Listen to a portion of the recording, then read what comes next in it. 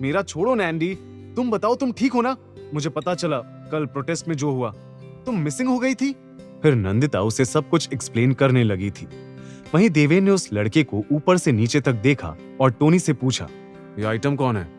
तुमने वो गाना सुना है जो 90s की हर लड़की को पता होगा? मेरे सपनों में जो आए। समझ लो ये लड़का वही है जिसके ख्वाब सभी लड़कियां देखती हैं, हार्दिक चोपड़ा उर्फ हैरी। देवेन ने देखा कि आसपास से गुजर रही हर लड़की हैरी को देखकर एक्साइटेडली गले लगा रही थी। हैरी भी सभी से स्वीटली मिल रहा था। ये देख देवेन ने चिढ़कर पूछा, नंदिता भी इसको पसंद वसंद करती है क्या? टोनी थोड़ा हंसकर बोला, देख ब्रो, हैंडसम तू भी है और वो हैरी भी, पर वो है रोमांटिक फिल्मों का चॉकलेटी बॉय, तो तू एक्शन रोमांस का full on angry young man. तू हड्डियां तोड़ने के लिए ठीक है, पर दिल के मामले में तो बाजी चॉकलेटी बॉय ही मारता है ना। स्पेशली जब बात हो मारपीट और गुंडागर्दी से नफरत करने वाली हमारी नैंडी की। तू मुझे इस हैरी से कंपेयर कर रहा है? वैसे भी मुझे नंदिता की लव लाइफ से कोई लेना देना नहीं है, जिसे पसंद करना है करे। तभी नंदिता हैरी के साथ उनके पास आई। हैरी, ये है देवेन, इसी ने मुझे कल गुंडों से बचाया था। देवेन, ये हार्दिक, आई मीन हैरी, मेरा फ्रेंड, कुछ टाइम के लिए लंदन गया था, आज ही वापस आया है। देवेन ने बेमन से हैरी से हाथ मिलाया।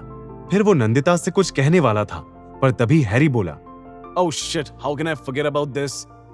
कहते हुए उसने अपनी पॉकेट से एक छोटा सा गिफ्ट बॉक्स निकाला और नंदिता के हाथ में दे दिया। साथ ही उसने उसके हाथ से वो फ्लावर बुके लेकर देवेन के हाथ में थमा दिया था। Nandy, this is for you, the best perfume from London. You won't believe, इसे पाने के लिए मैंने 12 आवर्स का बस से ट्रैवल किया था। Can you imagine? But it's all worth it when it's about you. Nandita भी परफ्यूम को एक्साइटेडली चेक करने लगी थी। देवेन ने एक बार कुछ कहने की कोशिश की, पर हैरी ने उसे मौका ही नहीं दिया। अच्छा नैंडी, मैंने इतने दिन क्लासेस मिस की है, you have to help me, okay? तो ये परफ्यूम रिश्वत है। Just kidding. नंदिता के ये कहते ही वो दोनों हंसने लगे। तभी देवेन फिर कुछ बोलना चाह रहा था, पर एक बार फिर हैरी ने आगे आकर नंदिता को क्लास शुरू होने का याद दिलाया और उसके साथ वहां से चला गया। देवेन वहीं पीछे हाथ में फ्लावर्स लिए इरिटेट एक्सप्रेशन के साथ उन्हें जाते हुए देख रहा था। इस चिपकू की तो मेरे दिए फूल मुझे ही चिपका गया। और देखा ना टोनी, तूने कैसे नंदिता के साथ चिपक रहा था। ये फूल तू ही रख, वैसे भी मुझे इनकी जरूरत नहीं थी। कहकर देवेन भी वहां से चला गया। कॉलेज में लेक्चर्स के बाद देवेन को पता चला कि उसे हॉस्टल में रूम अलॉट हो चुका था। देवेन उसी रात अपने बैग्स के साथ हॉस्टल रूम में शिफ्ट होने पहुंच गया। हॉस्टल वार्डन ने उसे अपने असिस्टेंट के साथ भेज दिया, जिसे सब लोग मीटर कहकर बुलाते थे। देवेन भैया, है ना? मैं तो आपको देखते ही पहचान गया था। आप आते ही कॉलेज में इतने फेमस जो हो गए, पर मुझे नहीं पता था आप स्कॉलरशिप स्टूडेंट होंगे। वो तो जब वार्डन सर ने आपको रूम नंबर 118 अलॉट किया तो पता चला। वो आप जिन तीनों के साथ रूम शेयर करने वाले हो, वो सब भी आपकी तरह गरीब घर से या मिडिल क्लास परिवार से हैं। मेरा मतलब स्कॉलरशिप स्टूडेंट्स हैं। सॉरी भैया, पर यहाँ ऐसे ही चलता है। वैसे देवेन भैया, आप यहाँ थोड़ा संभल कर रहना। यहाँ कॉलेज से भी बुरा हाल है, पर हाँ, किसी भी चीज की जरूरत हो तो इस मीटर को याद कर लेना। लो, बातों बातों में आपका रूम भी आ गया। मीटर के जाते ही देवेन ने उस रूम के बंद दरवाजे की तरफ देखा। उसके नॉक करने से पहले ही डोर ओपन हो गया। तभी देवेन का सामना एक जैसे दिखने वाले दो लोगों से हुआ। अरे देवेन भाई, हम आपका ही इंतजार कर रहे थे। मैं सोनू और मैं मोनू। आप आइए ना। कहते हुए उन जुड़वा भाइयों ने देवेन के हाथ से बैग लिए और मुस्कुराते हुए उसका वेलकम करने लगे। देवेन ऑकवर्ड स्माइल के साथ रूम में एंटर हुआ।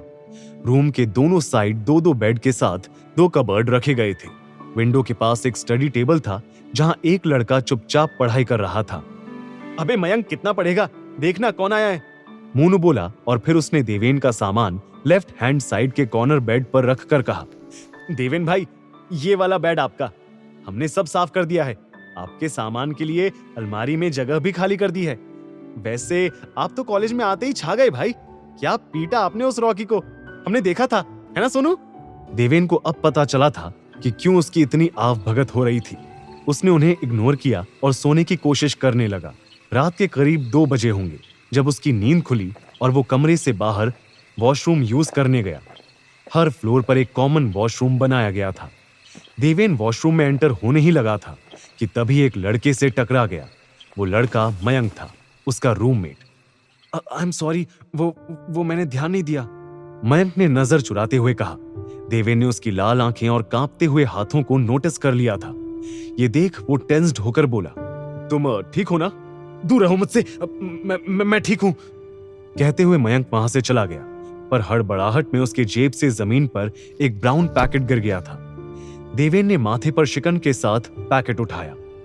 पैकेट से गिर रहे व्हाइट पाउडर को देवेन ने जैसे ही स्मेल किया, उसकी आंखें फटी की फटी रह गईं। ये तो कोकेन है। मीटर की वार्निंग और अब ये कोकेन का पैकेट। क्या देवेन अब भी ये सब इग्नोर कर सिर्फ अपने मिशन पर फोकस करेगा? क्या हैरी देवेन और नंदिता की दोस्ती में कांटा बनकर आया था? और क्या क्या देखने को मिलेगा देवेन को इस महादेवी कॉलेज और उसके हॉस्टल में?